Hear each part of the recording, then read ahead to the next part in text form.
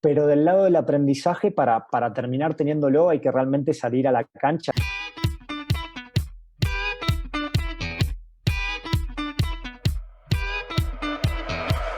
Hola, soy Alex Galvez y esto es Fundadores, el podcast donde me dedico a tener conversaciones con fundadores de startups latinoamericanas para deconstruir sus experiencias, su historia, sus errores y sus aciertos, y así encontrar los aprendizajes y herramientas que tú puedes aplicar en tu día a día. Bienvenido. En esta ocasión estoy con Matías Tini, fundador de Aperto, una startup que busca ser una super app para ciudades chicas en Latinoamérica.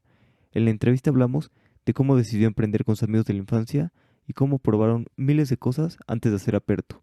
También hablamos de la visión que tienen para reducir la brecha digital entre ciudades grandes y ciudades chicas.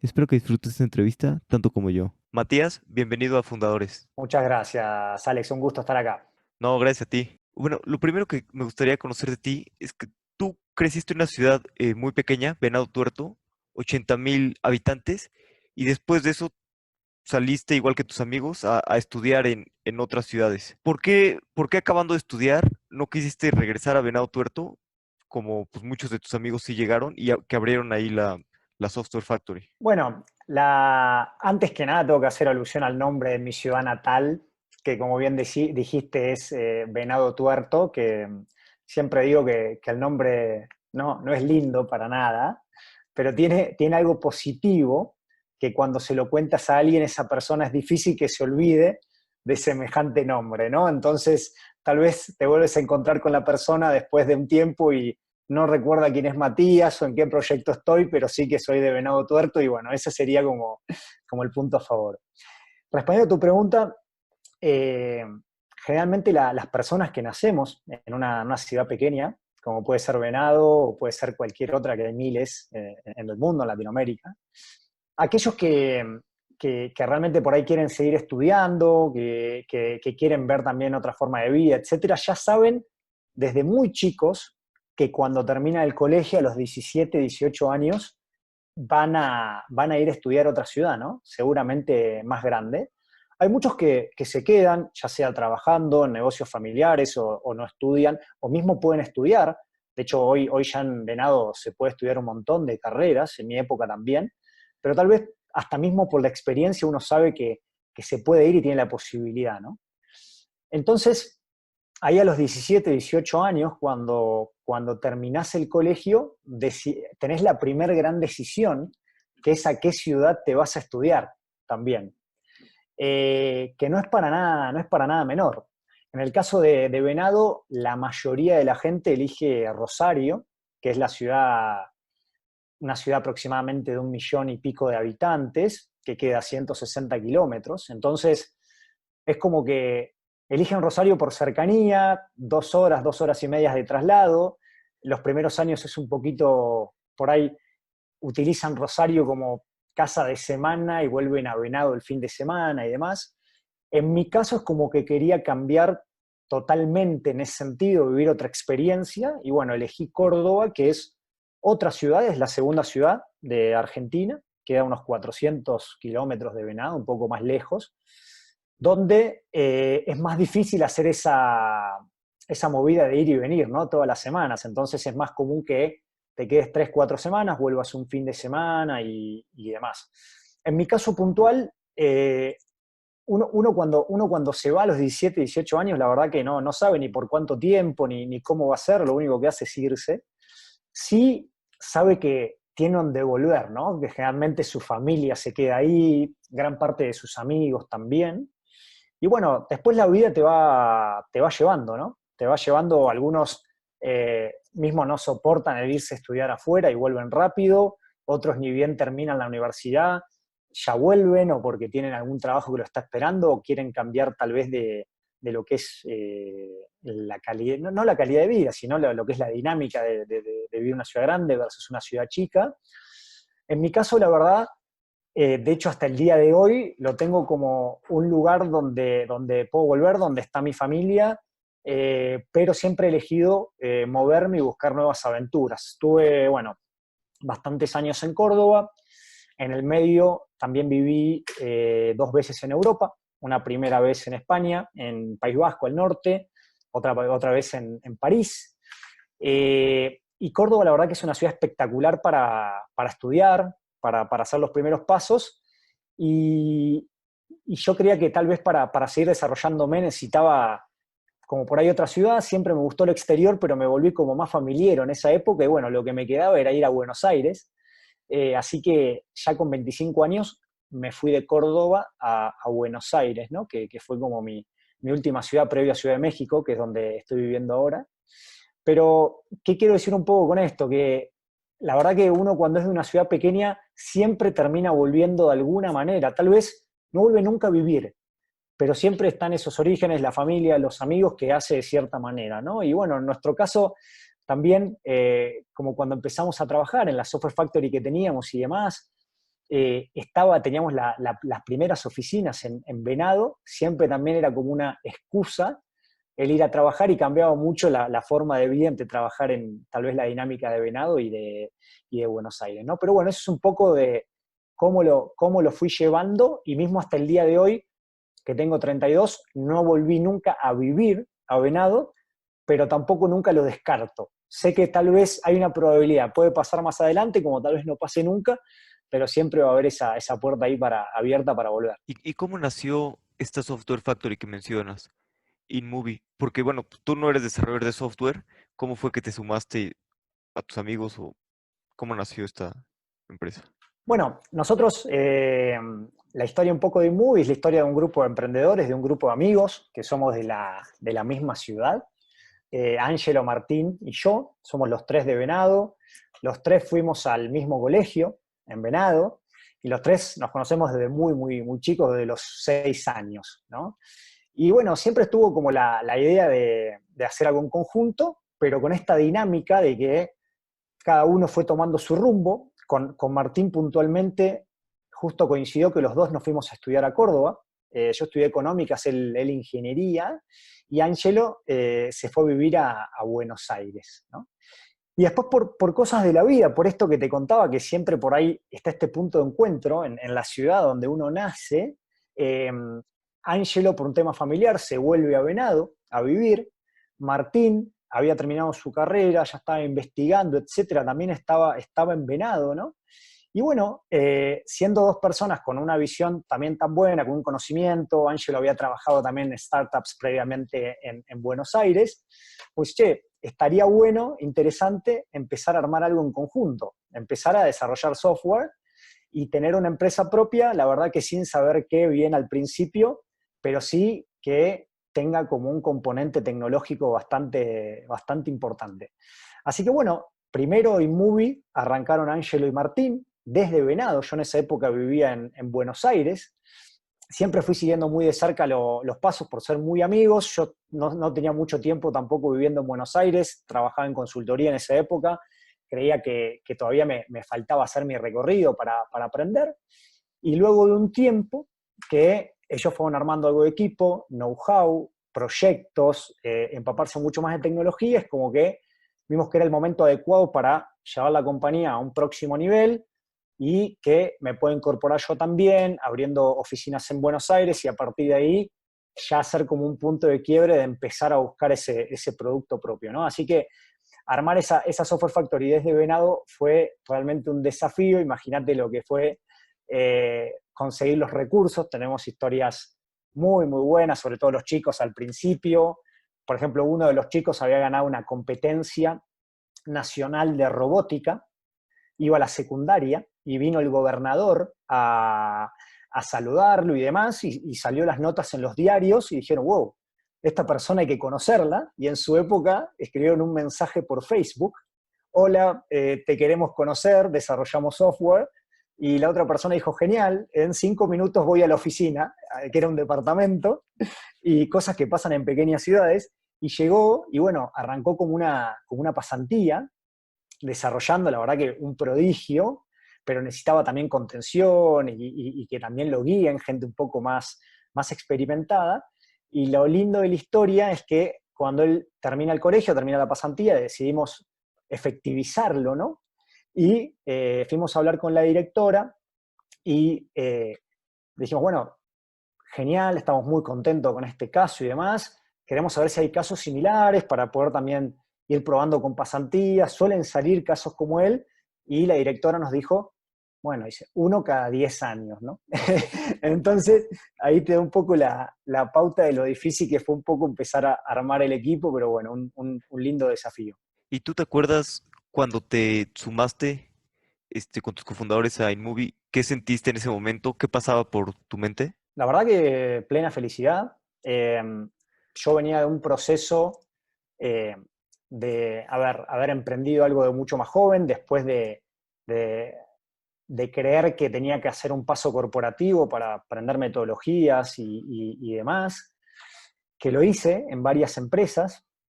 Y lo que me pasó siempre en esas empresas como que nunca me terminaba de sentir cómodo, ¿no? Y en el momento la verdad que no entendía por qué.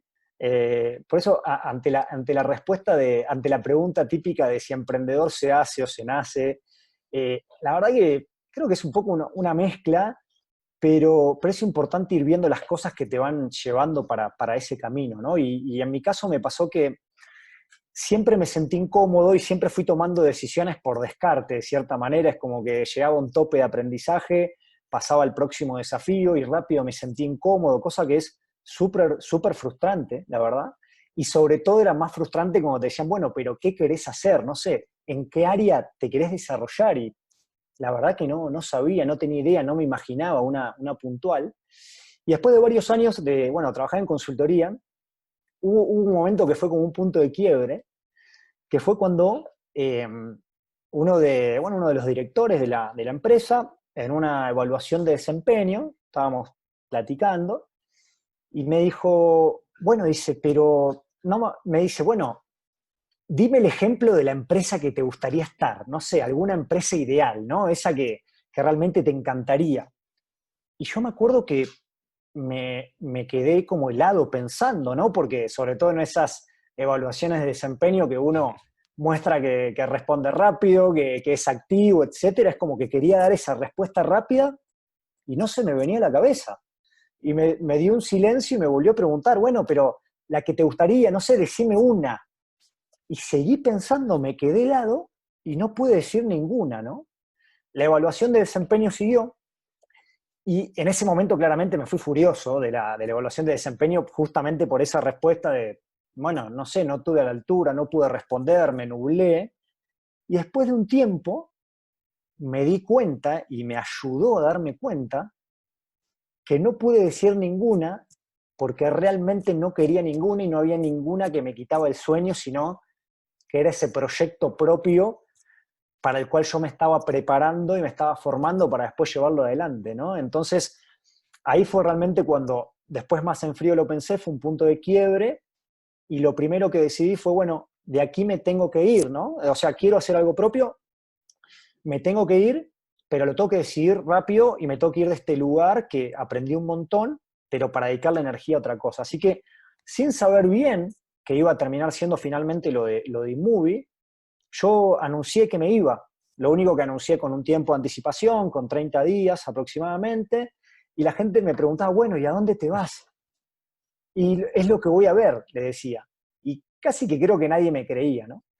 Y bueno, fue muy llamativo que lo avisé un día y a los 2 días, creo, esa misma semana, Ángelo y Martín justo estaban yendo para Buenos Aires a reunirse con un cliente. Y yo creo que les había dicho que ya había avisado, estaba en eso, y nos juntamos a almorzar y a partir de ahí se empezó a forjar. Entonces, después de esos 30 días que me terminé yendo de consultoría, al día siguiente, ya mismo en ese tiempo empezamos a organizar algunas cosas, y ese mismo día posterior arrancamos. Entonces realmente pareció como que fue una mentira, que yo ya lo tenía planificado, pero la verdad fue que no. La verdad que cuando tomé la decisión fue un punto de quiebre y después se dio todo rápido. Y después, a nivel sentimiento, fue un sentimiento pleno, ¿no? Fue un sentimiento de, bueno, no soy más de a lo mejor con 20 años cuando tuve mi primer emprendimiento, que tal vez no estaba muy armado y demás, sino después de esa carrera que quise tener, con el know-how, con otro recorrido y con amigos y también sumándome a este proyecto, la verdad que fue algo espectacular y bueno, es una sensación que siento al día de hoy, ¿no? Más allá de que el proyecto está en otro momento, que todavía lo siento. Y viéndolo de cómo lo es ahorita, ¿crees que es necesario pasar por esta escalera corporativa y esos pasos de aprendizajes para emprender?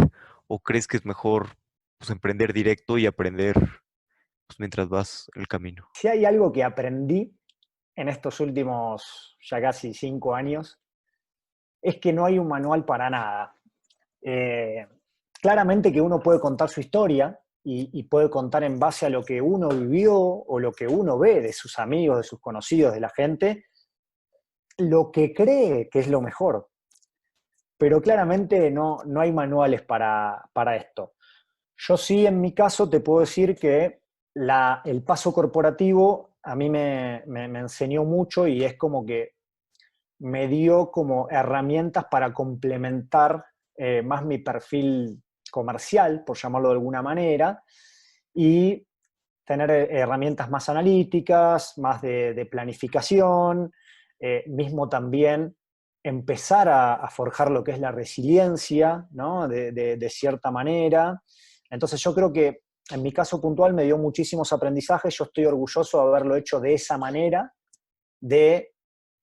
pero también en el momento justo, ¿no? El timing indicado. Creo que hay como un plazo justo, que no es exacto, pero si es muy poquito, tal vez no llegas a incorporar todas las herramientas, y si es mucho, tal vez ya tienes toda no sé si llamarle particularidad de lo que es un trabajo corporativo, aprender o acostumbrarse a su salario, que es mucho más, obviamente, sin riesgo, a una determinada calidad de vida, la parte fundamental del riesgo, el negocio propio, etcétera, que no lo tenés, y bueno, y también creo yo que hay un momento adecuado para dar ese salto también, ¿no? Que el timing, por eso en cada persona es muy diferente, porque por eso no hay un manual, porque la vida personal y la laboral o la del proyecto no van en caminos separados, van en el mismo camino, ¿no?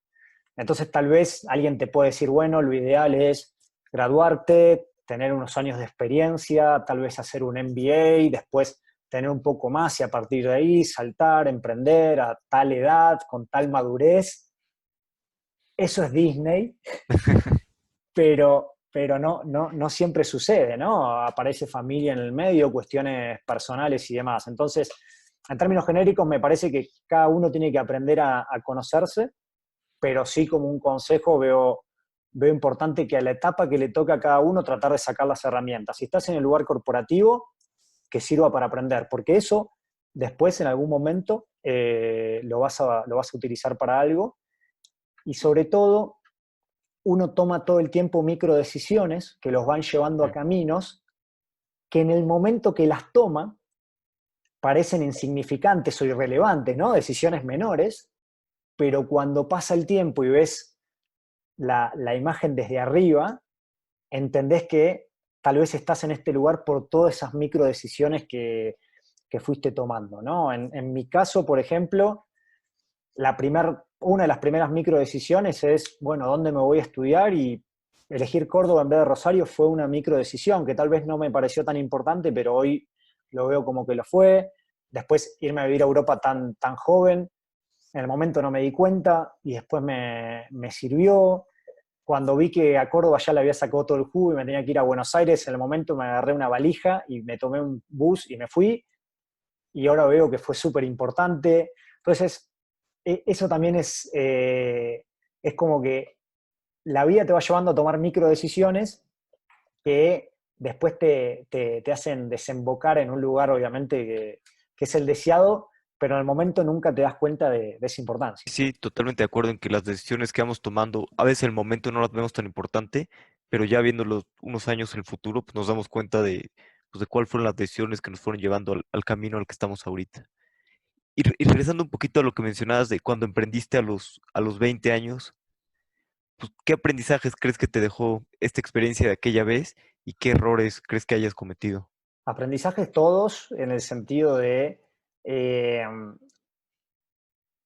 ahí fue la primera vez que aprendí de cierta manera que con las ganas y con el entusiasmo solo no alcanza, ¿no? Que eso es espectacular, que es algo muy, muy importante, pero que hay que complementarlo con cuestiones más de planificación, de tener un equipo, que en ese momento tampoco tenía. Creo que en esa edad hay casos, ¿no? En el mundo que se han dado, que crearon startups increíbles y la verdad que son historias que son fascinantes, pero la mayoría de gente que emprende a esa edad tal vez tiene como ese vicio de, bueno, quiero cambiar el mundo, lo puedo hacer solo, lo puedo hacer de esta manera, me pego la cabeza contra la pared y sigo. Y hoy te puedo decir que sirve como aprendizaje, pero ese día o en ese momento es difícil eh, lograr resultados reales, ¿no? Pero viéndolo de esta manera creo que es súper necesario para después lo que viene. Lo veo súper necesario para lo que pasa después. Y a veces también hasta para sentirse identificado con gente, me pasa mucho, me siento identificado con gente del equipo, que tal vez tiene la edad que tenía yo en ese momento y los veo muy parecidos y hasta te da gracia, ¿no? Y decís, bueno, no lo tengo que querer cambiar ni nada, sino que vaya viviéndolo. Y si quieres, el mayor aprendizaje es que hay que equivocarse para aprender, claramente, pero para eso hay que hacerlo. Como que todos los que tal vez en esa época, bueno, tengo una idea, lo quiero hacer, pero de la idea a la acción nunca pasaron, tal vez el resultado fue el mismo, porque a mí me fue mal y al otro no hizo nada. Pero del lado del aprendizaje, para terminar teniéndolo, hay que realmente salir a la cancha, así que eso me parece súper valioso. Y por otro lado, ya hoy con el diario El Lunes te digo que nunca se está listo, ¿no? Porque en ese momento uno no tiene herramientas casi o muy pocas, y después dice, bueno, tal vez dentro de 3 años las voy a tener, y cuando empezás dentro de 3 años también te das cuenta que no las tienes todas, y mismo hoy, si tuviese que arrancar, no las tengo todas. Entonces, en ese sentido es como que la vida también te va enseñando que te va formando, vas adquiriendo más herramientas, vas complementando el perfil de cierta manera, pero nunca va a estar del todo listo, y eso es un poco lo lindo del desafío y la típica frase que dicen que el emprendedor es aquel que se tira de un acantilado y va construyendo el avión en el camino, ¿no? Y eso creo que pasa en todas las etapas, emprendas a los 20, a los 30, a los 40, siempre algo va a faltar y bueno, es un poco también la adrenalina que genera y también la motivación. Sí, claro, eso es, sí, exacto, es lo bonito del emprendimiento, ¿no? Los aprendizajes que vas teniendo. Bueno, y metiéndonos un poquito ya en lo que es Aperto, ¿cómo definirías tú qué es Aperto? Aperto es una startup de base tecnológica que se focaliza en llevar tecnología a las pequeñas ciudades. Y nos gusta comentarlo de esta manera en primera instancia, porque realmente la visión es muy grande, ¿no? O sea, el propósito es amplio. Nosotros estamos convencidos que a través de la tecnología podemos mejorar la calidad de vida de personas que viven en ciudades de menos de 500.000 habitantes en Latinoamérica. Y si bien el propósito es amplio, porque hay que hacer un doble clic grande para entender, bueno, de qué manera a través de la tecnología mejoras la vida, etcétera, nosotros realmente estamos convencidos de eso.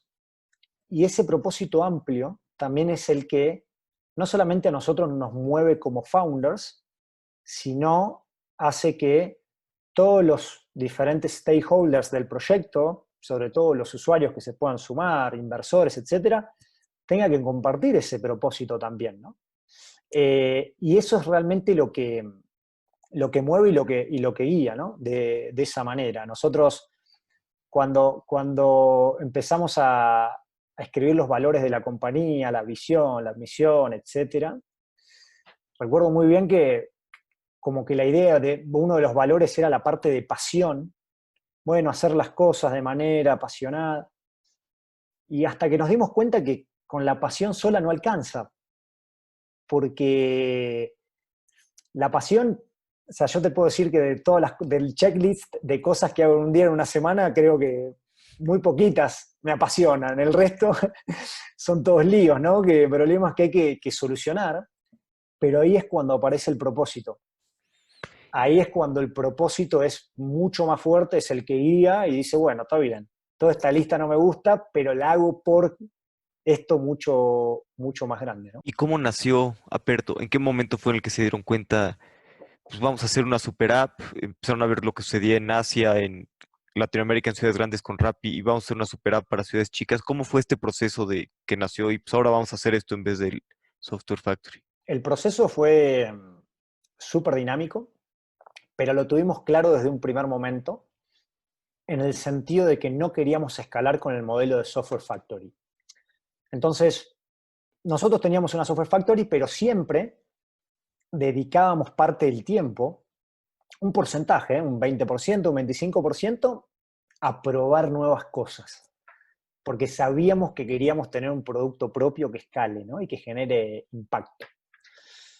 En el medio te imaginarás que probamos miles de cosas, miles de estos famosos MVPs, sobre todo teniendo equipo técnico propio, donde un MVP se puede lanzar en horas. Claramente la mayoría no funcionan, o funcionan, o no tienen adopción, o funcionan poco, etc. Cuando nosotros nos decidimos que teníamos que intensificar, es como nos dimos cuenta que estábamos listos. Al principio no estábamos listos, al principio no teníamos know-how, no teníamos tecnología y no teníamos equipo. Entonces era muy difícil captar la oportunidad. Ahora, luego de un par de años de trabajar con grandes clientes, implementar productos de tecnología de cero, no solamente desarrollar, sino lanzarlos al mercado, trabajar con hasta pequeños comercios. De hecho, una vez le hicimos una aplicación de reservas a un peluquero, que la gente le reservaba el turno y vimos cómo le cambiamos el negocio. Su mujer que atendía al teléfono se fue a tener otro trabajo, su ticket promedio duplicó y le empezó a tener muchísima demanda en su agenda, ¿no? Entonces, vimos cómo podíamos cambiar con la tecnología y ahí fue cuando empezamos a investigar mercado de Asia, China, India, Indonesia. Nos encontramos con este concepto de super aplicaciones que construían comunidad y generaban un ecosistema. La verdad que nos volvió loco el concepto. Y honestamente, solamente con el concepto que nos encantó y algún mínimo análisis que vimos que claramente el mercado asiático tenía muchas similitudes, no tanto del punto de vista cultural, pero sí niveles de digitalización, bancarización, conectividad, dijimos, queremos hacer esto. Y sin saber cómo lo íbamos a hacer en Latinoamérica, ahí tomamos la primera decisión de cerrar la Software Factory, no tomar más proyectos. Pero fue en el momento que estábamos listos. Estábamos arriba en la curva de adopción. O sea, en lo que es innovación. Teníamos know-how espectacular, tecnología de vanguardia, un equipo y algo de financiamiento que habíamos obtenido con el modelo de Software Factory. Teníamos un proyecto a medida con un gran cliente que nos faltaba un mes aproximadamente y dijimos, listo, terminamos este proyecto y nos lanzamos a hacer este concepto de super app para la TAM. En Y el te medio, acuerdas en ese momento que, pues, qué sentiste cuando vieron, empezaste a ver super apps, cómo llegaron a ver este concepto? Y sí, ¿cuál fue el sentimiento, pues, tuyo y del equipo de... no, nos encantó el concepto de poder hacer muchas cosas del día a día a través del mismo canal, de unificar, ¿no? Veníamos con el concepto más americano de una app para cada cosa. Mismo nosotros, siendo una software factory, estuvimos justo en los años donde cualquiera tenía el sueño de hacer una app. Entonces recibimos a todos nuestros amigos, quiero hacer una app de esto, quiero hacer una app de lo otro. Realmente tuvimos miles de reuniones. Y de ese concepto de quiero una app para todo a, ojo, porque en una app tal vez puedes hacer muchas cosas a la vez, la verdad que nos voló la cabeza, nos encantó. ¿Y cómo fue que encontramos por lo menos una luz para arrancar? Nosotros habíamos visto cómo podíamos mejorar la vida de los pequeños comercios a través de la tecnología, en este caso el peluquero que te cuento. Entonces dijimos, bueno, no tenemos dinero para arrancar un B2C, arranquemos un B2B, dándole el canal, como le dimos al peluquero, pero a pequeños comercios, para que se comuniquen con sus usuarios, puedan recibir compras, etcétera. Para eso teníamos que elegir una vertical, elegimos la vertical de pedidos, toda la parte de gastronomía, sobre todo, que eran los más avanzados, les damos su propio canal con fidelidad, carrito de compras, etcétera. Y cuando tengamos X cantidad de clientes en determinadas ciudades, lanzamos como la plataforma B2C, ¿no? Que es la especie de super app que íbamos a arrancar. Era una hipótesis media loca que teníamos, pero con eso ya cerramos la Software Factory y dejamos de tomar proyectos. Y empezamos con este modelo que empezó B2B. Empezamos a tener clientes, empezamos a cobrarles a los clientes, empezamos a ver que adquiríamos clientes muy fácil, muy sencillo, de manera digital, con un equipo bastante pequeño. Y desde Argentina empezamos a sumar clientes en varios países, teníamos en 5 o 6 países de la región clientes, pero a medida que íbamos profundo en la vertical y agregábamos valor, cada vez nos quedaba más lejos el concepto de super app. Era cada vez más difícil, ¿no? La visión que habíamos planteado. Entonces ahí fue cuando apareció este concepto de ciudades pequeñas, que dijimos, bueno, todas las aplicaciones y todas las soluciones están focalizadas en grandes ciudades. Nosotros somos de ciudad pequeña, conocemos el mercado, tenemos oficina, sabemos lo que le pasa a la gente.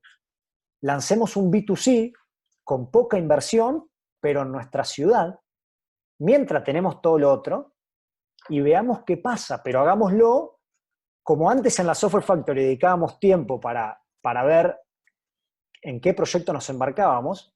Aquí dijimos, bueno, dediquémosle un poquito de tiempo a este MVP B2C a ver qué sucede, ¿no? Porque con lo otro nos estamos yendo para otro lado.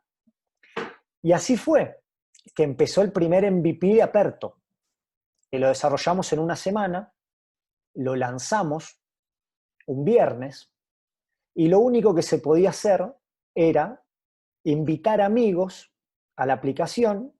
Si lograbas que tu amigo se registre, ganabas monedas, que le llamamos Apercoin en ese momento, en el boom de lo que era el Bitcoin y demás, pero era simplemente como un punto que se podía canjear en cupones de descuento.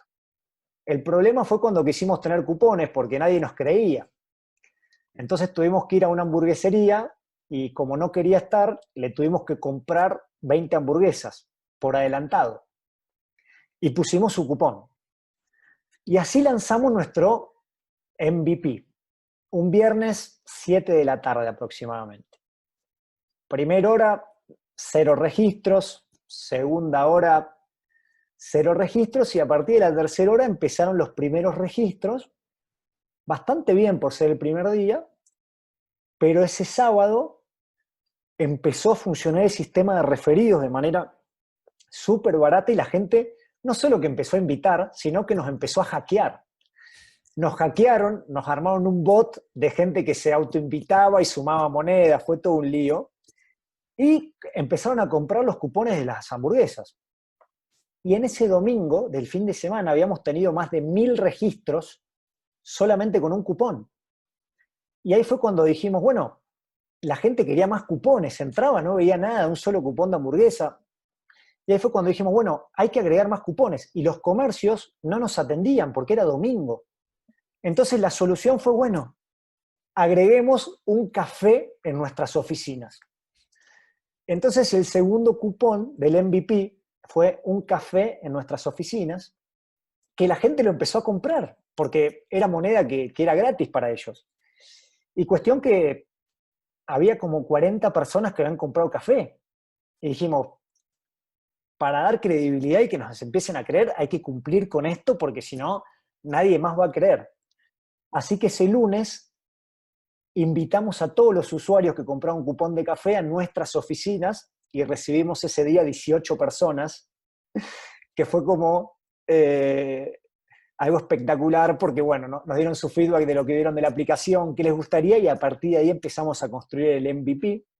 Así que esa primera reunión está grabada, hay fotos, fue algo increíble. Y ahí voy también con las decisiones, ¿no? Después de una semana que vimos, fue el primer gran brote verde, Alex, fue un brote verde enorme, habíamos lanzado muchísimas, decenas de MVP, pruebas de concepto, etcétera, pero esta vez vimos que había algo en serio en pequeñas ciudades y necesitaban propuestas así. Con nada habíamos generado tracción. Así que en una semana de validación, ahí decidimos que el camino era ese y dejamos en stand-by todos nuestros clientes que teníamos en B2B, dejándoles el servicio que ya los teníamos, no les cobramos más y nos tomamos los próximos 6 meses para profundizar en todo lo que es este concepto de aplicación que te permite hacer muchas cosas, que lo empezamos con una estrategia basada en microinnovaciones, escuchando al usuario. Bueno, ¿qué querés después de cupones? Le quiero poder pagar. Bueno, pagale. ¿Qué más querés? Quiero pedir comida. Bueno, pedir comida. ¿Qué querés? Quiero ver las farmacias que están abiertas a la noche. Bueno, toma. Siempre de manera sencilla, ¿no? Con un poquito de tecnología agregando valor, sin ir profundo. Y ahí fue cuando, después de todas esas validaciones, vimos que iba por ahí, que había un mercado que era realmente muy, muy grande, que la oportunidad era grande, y recién a partir de ahí dimos de baja todos nuestros clientes de B2B, ¿no? Así que ese fue todo el proceso de iteración de cómo terminó en lo que es una app de uso cotidiano para pequeñas ciudades. Buenísimo, y qué buena técnica del café, porque aparte pues aprovecharon muchísimo, ¿no? Para hablar con 18 de sus early adopters, pues qué mejor manera de hacer un roadmap del producto de lo que quieren construir, que pues toda la misma gente diciéndote qué les gustaría ver en la aplicación. Y ya después de que lanzaron la primera ciudad y bueno, dijeron, pues este es el concepto, esto es lo que vamos a hacer, vamos con todo. ¿Cómo fue que decidieron, pues, cuándo era el momento de abrir su segunda ciudad o su tercera ciudad? Digo, ahorita están en 14 ciudades en Argentina, ¿no? Y una en México. Exactamente. ¿Cuándo fue cuando dijeron, sí, esto es grande, el 50% del mercado y de las personas en Latinoamérica viven en ciudades chicas, pues vamos a hacer esto?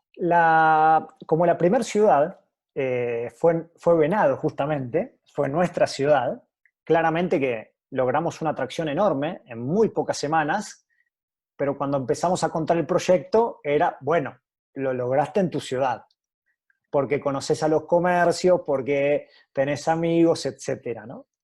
Entonces ahí fue, hay que validarlo en otra ciudad, y elegimos la ciudad de San Nicolás, dentro de la provincia de Buenos Aires. Es una ciudad de 140.000 habitantes aproximadamente, y quisimos demostrar que lo podíamos hacer en otra ciudad, por más de que estaba súper inicial.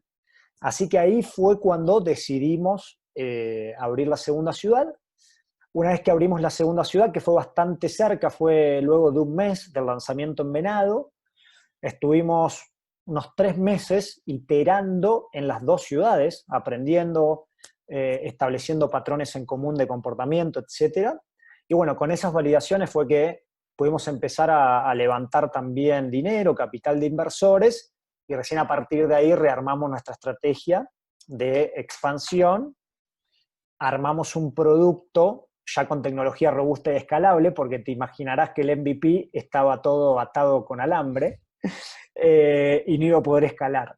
Entonces nos tomamos 3 meses en armar ya un producto mucho más robusto para poder lanzarlo al mercado, que lo volvimos a lanzar en abril del año 2019, y en poquitito más de un año de operaciones, y ya contamos con presencia en 15 ciudades, de las cuales la última, es San Juan del Río, que es una ciudad en México, es una ciudad de aproximadamente 240.000 habitantes, donde, bueno, también estamos teniendo muy, muy buenos resultados. ¿Cómo decidieron, pues, después de que ya habían hecho muchas ciudades en Argentina, ahora un siguiente país para salir es para México? Yo he visto que los argentinos siempre nacen con una visión muy global. Yo no sé si sea por lo mismo de que en Argentina pues, hay crisis económicas más o menos seguido. Entonces yo he visto que muchos founders en Argentina, desde que nacen, tienen una visión muy global de que, oye, Argentina, Chile, Argentina, Brasil, y muy rápidamente las empresas empiezan a ser internacionales. ¿Ustedes por qué decidieron, pues vamos por México en vez de otras opciones? Como siempre digo, Alex, ser argentino tiene bastantes cosas malas y tiene algunas positivas.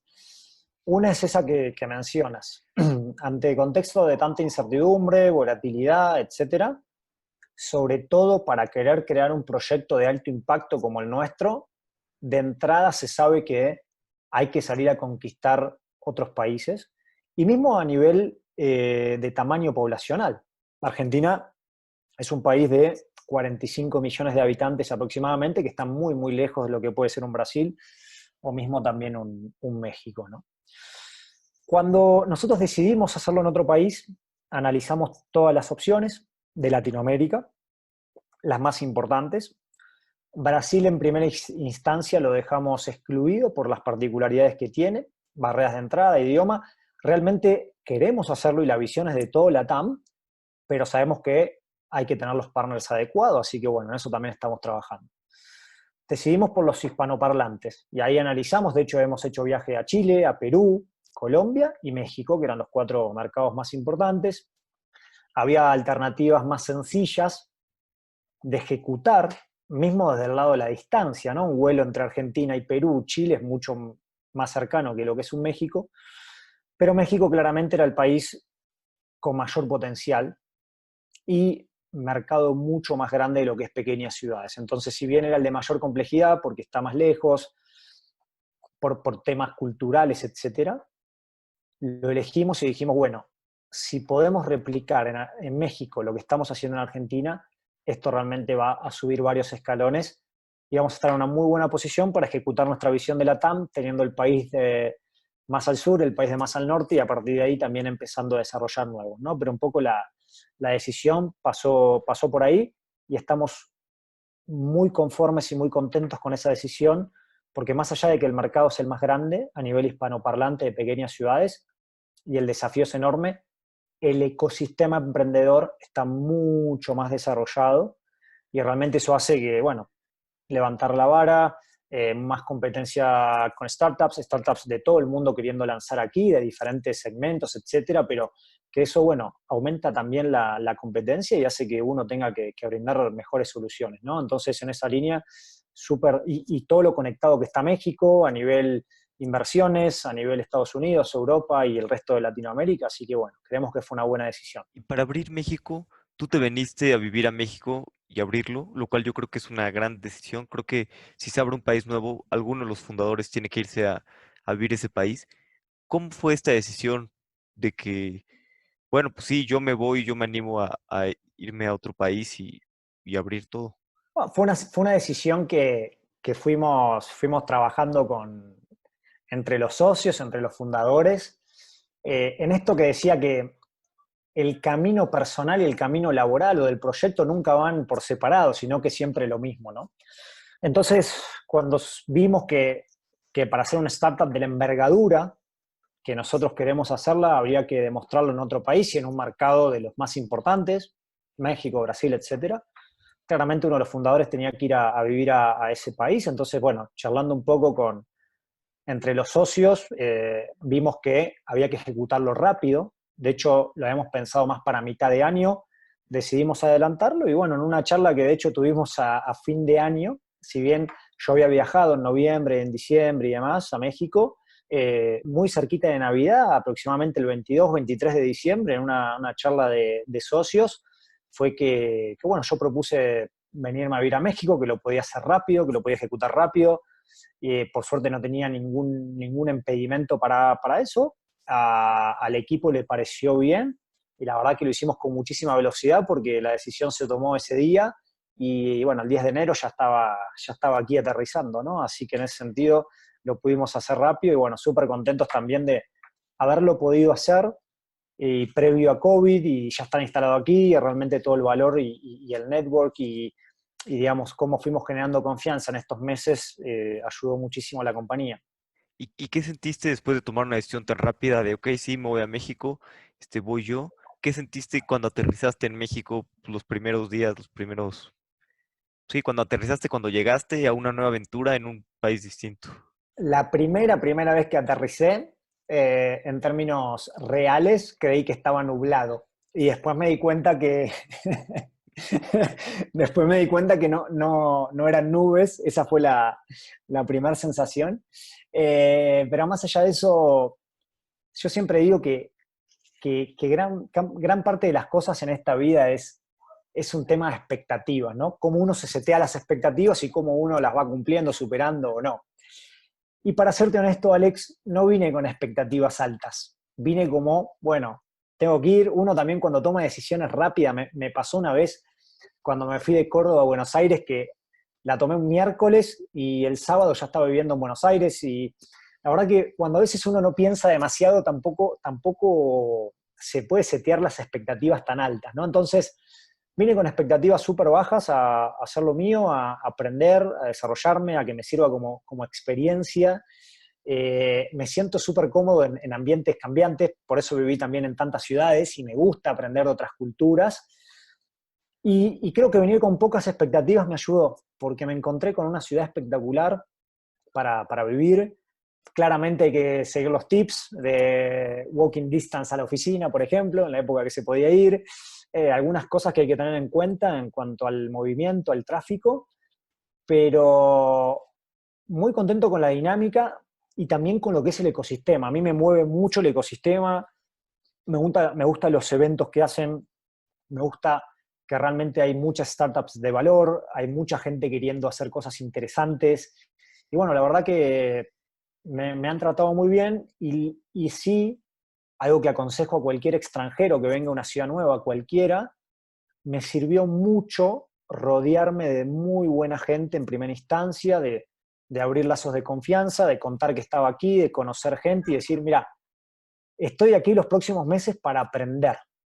Necesito reunirme con gente que tú me recomiendas que me pueda ayudar en cualquier cosa, pero que me pueda ayudar, que me pueda conectar con otra gente, que me pueda pasar feedback, etcétera. Y esa red de confianza realmente me ayudó, sobre todo las personas que conocí en las primeras semanas, para ir presentándome cada vez más personas valiosas que me fueron ayudando. Entonces me sentí súper contenido desde el primer momento. Ustedes son 4 fundadores ahí en Aperto, que es un número relativamente alto de fundadores. ¿Tú cómo ves esto? ¿Qué ventajas crees que tenga pues, tener un equipo tan grande de founders? Sin duda, creo que es una ventaja. Y hoy, después de varios años, te lo puedo garantizar. Eh, Somos cuatro, pero no cualquiera, ¿no? O sea, en el sentido de que realmente somos muy diferentes, tenemos skills muy diferentes, somos muy complementarios, pero también cualquiera tiene la capacidad de, de poder empujar por sí mismo algo y contagiar al resto, ¿no?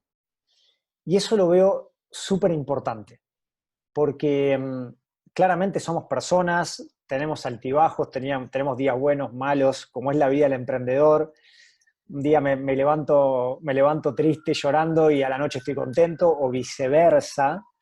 Y en eso es clave tener un equipo consolidado, donde tal vez hay alguno que por algún motivo tiene un día malo, puede tener una semana mala, e incluso hasta un mes, y está toda la otra parte del equipo para complementar, ¿no? Entonces, veo muy importante la complementariedad, que sean diferentes y se complementen, pero también esto de que cada uno en lo suyo puede tener destellos que contagia al resto, y eso es espectacular. Y nosotros, la verdad que nos conocemos de memoria, tenemos una dinámica de resolución con muchísima agilidad, resolvemos temas realmente muy rápido porque ya nos conocemos, tenemos mucha confianza, y también sabemos cuando el otro no tiene un buen día, ¿no? Y tal vez cuando eso nos pone un poquito más de presión, que uno tiene que dar ese extra mile en ese día o en esa semana donde el otro no está tan bien. Entonces, en ese sentido, creemos que tenemos un muy lindo equilibrio, más allá de los skills técnicos, si se quiere, o profesionales, desde el lado emocional y desde el lado del empuje, que es fundamental para, bueno, este tipo de startups también, para contagiar al resto del equipo. Con todo lo que está pasando en el COVID, bueno, con el COVID, han cambiado pues, las expectativas de las startups y ya no se persigue el crecimiento nada más a todo costo, sino que pues, se busca pues, más un equilibrio entre rentabilidad y crecimiento. Con esta nueva perspectiva y todo, ¿qué es lo que sigue para Aperto y qué es hacia el futuro, hacia dónde quieren ir durante los siguientes 2 años? Es muy cierto lo que decís. Todas las startups tienen su visión, pero también están inmersas en un contexto que uno no puede cambiar, ni tiene que intentar cambiarlo, ¿no? Siempre digo que no hay que querer frenar un tsunami con las manos. Por ejemplo, el caso del COVID. que es lo más Sí. parecido a un tsunami, sino que hay que sacar la tabla e intentar surfearlo de alguna manera, con mucho riesgo, a mucha velocidad, con mucha incertidumbre, pero claramente los que lleguen a la orilla van a llegar mucho más posicionados. Nosotros también fuimos cambiando la estrategia de la compañía porque fueron cambiando los contextos. Por el tipo de compañía, nosotros estamos frente a un Blue Ocean, un mercado que es enorme pero desatendido. Entonces la oportunidad es muy grande, pero la ventana de oportunidad no sabemos por cuán grande es de tiempo. Quisimos ir lo más rápido posible y cuando lanzamos nuestra nueva versión el año pasado, lo hicimos bastante con una estrategia de blitzscale, ¿no? De esa estrategia que prioriza más la velocidad por sobre la eficiencia y también, en cierta manera, en esa pérdida de eficiencia pierde un montón de dinero en el camino también, ¿no? Porque en definitiva el dinero se hace tener aprendizajes en velocidad y demás. Contexto cambió, no solamente a COVID, sino ya previo a COVID había cambiado por casos WeWork y varias cosas que hicieron, ¿no? Que las compañías tengan que estar mucho más basadas, no solamente en growth, sin importar nada, sino también en lo que es la rentabilidad, unit economics y demás. Nosotros siendo una compañía early stage, con mucha agilidad, con un equipo chico, con una estructura de costos chicos, tuvimos la suerte y nos tocó un muy buen momento eso, ¿no? Tal vez si nos hubiese tocado más grande es mucho más difícil adaptarse, pero nosotros lo pudimos hacer de esa manera y también cambiamos ese chip de manera muy rápida. Entonces, hoy el foco de la compañía no está tanto puesto en abrir cientos de ciudades de manera rapidísimo, sino en lograr profundidad, lograr adopción en las ciudades en las que estamos, ¿no? Agregar realmente valor y tener unit economics sanos en cada una de las ciudades que nos permitan también ir abriendo nuevas de cierta manera, porque este contexto también, esa ventana de oportunidad que no se sabía cuánto tiempo tenía, hoy en día tampoco lo sabemos, pero sí sabemos que se estiró, porque las grandes plataformas también se tienen que basar en rentabilidades y en sus propios playbooks. Entonces, hoy, Alex, el foco de la compañía va a estar puesto bastante en lo que es ayudar en las pequeñas ciudades a que las personas hagan compras digitales, sobre todo de productos de primera necesidad, alimentos, bebidas, higiene, limpieza, salud, belleza, y que puedan recibirla en el hogar, que es un poco ese hábito que está cambiando de alguna manera con COVID, pero que viene para quedarse. Entonces, nos estamos focalizando en eso, puntualmente en las ciudades donde estamos, y queremos ir abriendo de manera que también vamos logrando buenas adopción. Y la visión de la compañía sigue siendo la misma. Nosotros queremos terminar siendo una plataforma digital de uso diario para pequeñas ciudades, permitirles a las personas que hagan casi todo lo del día a día digital a través del mismo canal y poder ser una app agregadora donde también terceros puedan ofrecer sus servicios a través de nuestra plataforma en el mercado de pequeñas ciudades. Pero para eso, primero, tenemos que lograr ser una app de frecuencia diaria.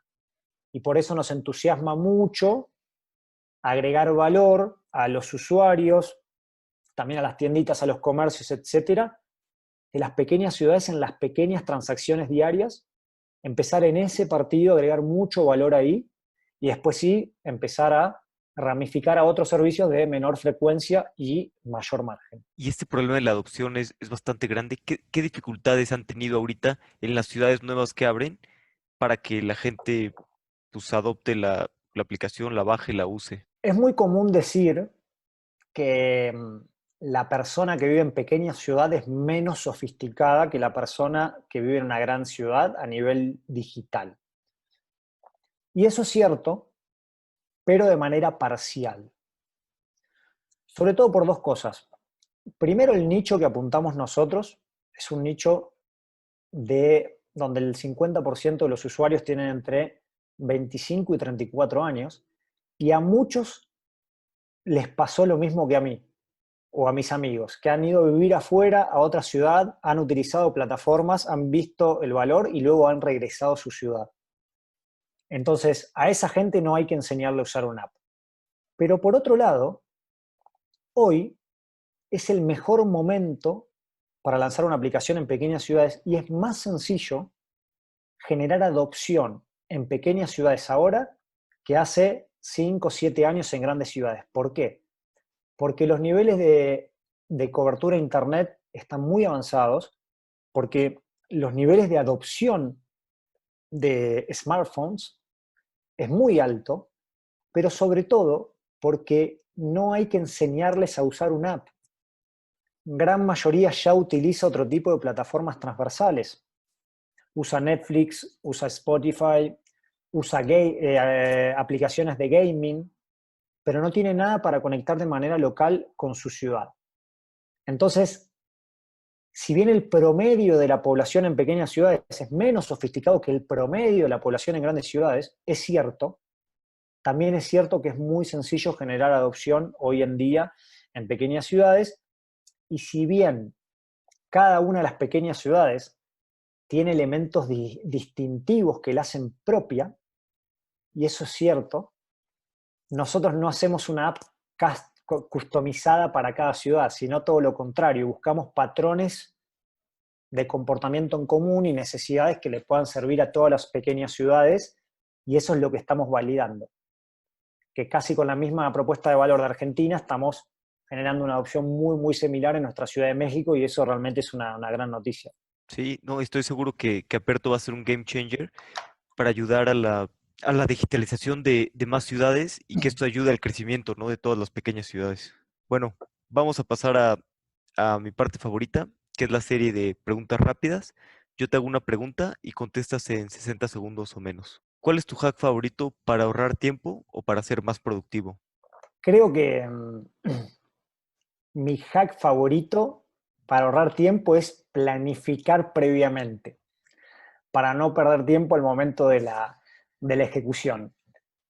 Soy mucho de planificar, en ese sentido soy bastante cuadrado ahí, pero me da grandes resultados, ¿no? O sea, que la improvisación sea lo menos posible y saber exactamente, por ejemplo, la noche anterior, cómo viene el día siguiente, y planificarlo, y incluso si hay trayectos de ruta, saber que ahí voy a estar mandando 2 mails o haciendo una llamada, ya tenerlo prefijado, y después claramente aparecen contingencias, como todos los días, pero si uno lo tiene bien planificado, esas contingencias va viendo de qué manera acomodarlas, y es mucho más sencillo y se ahorra tiempo. ¿Qué creencia o hábito has cambiado en los últimos 5 años que ha mejorado drásticamente tu vida? Creo que el principal es que aprendí que no se pueden lograr grandes cosas solo, que hay que tener un gran equipo, y como bien dice la frase, que un gran jugador puede ganar un partido, pero un gran equipo gana campeonatos. Y bueno, soy un convencido de eso, y bueno, eso lo aprendí en el último tiempo, y casi que todo busco hacerlo en equipo de alguna manera, porque sé que tiene mucho más impacto. ¿Hay alguna opinión que tengas que poca gente comparta? Me pasa todo el tiempo de tener que lidiar cuando cuento el proyecto, que mucha gente no conoce de pequeñas ciudades, o que cree que no va a funcionar el proyecto, o que cree que tal vez las pequeñas ciudades no están hechas para tener aplicaciones, etcétera.